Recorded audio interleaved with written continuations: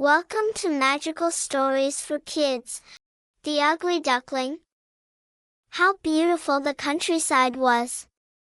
It was the middle of summer, the wheat waved golden heads, the oats were green, and hay lay in fragrant stacks in the meadows. A stork walked on her long red legs, chatting in Egyptian, a language she had learned from her mother. Big forests and deep lakes bordered the fields, and the sun shone on an old estate surrounded by wide ditches. Under the leaves of giant burdock plants children could hide, and there the mother duck had chosen a quiet nest to sit on her eggs. She could hardly wait for her ducklings to hatch. At last the eggs began to crack. One by one the tiny birds peeped, pip-pip, and then they poked their necks out into the fresh world, quack, quack.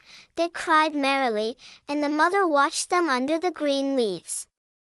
"How big the world is," the new ducklings said. "Does the world end here?" asked the mother. "Oh no, it goes far across the garden and into the parson's fields." But one egg did not move.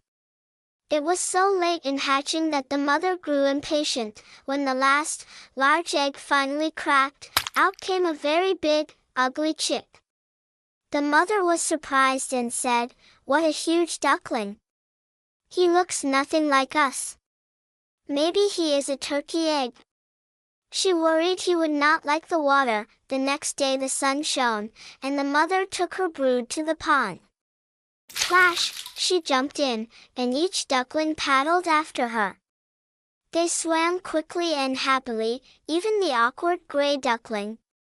"He is not a turkey," thought the mother. "He uses his legs well, he swims perfectly. He will grow." But the other ducks did not like him. "He's too big and strange," they said. A big duck bit his neck. The mother scolded them but could not stop the teasing. The poor duckling was pushed, pecked, and mocked by ducks, chickens, and even servants. He was told to leave. So the ugly duckling ran away. He crossed fields and marshes and finally reached a wild swamp where wild ducks lived. But even there he was mocked. Later, two wild ganders offered to take him to the country of wild geese. Suddenly guns sounded, a terrible hunt. Dogs chased the birds, and the duckling hid trembling until the danger passed. When winter came, the poor duckling struggled in the icy water. At last he was found near death by a peasant who brought him in and fed him. But the farmer's wife and children chased him away, so he escaped again into the snow and cold. Spring finally returned.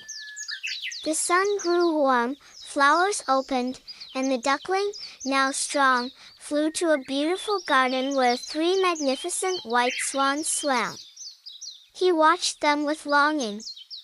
Summoning courage, he swam toward them, ready even to die if they would kill him. But when he looked at his reflection, he did not see a gray, ugly bird, he saw a splendid white swan. He had grown into a beautiful swan. The other swans welcomed him, children gathered to throw bread, and everyone admired the new, magnificent bird. At last he understood, there is no shame in being born in a farmyard when one is hatched from a swan's egg. The ugly duckling's suffering had led him to true happiness. And that's the end of our story. So kids, what did you understand from this tale? What lesson did you learn?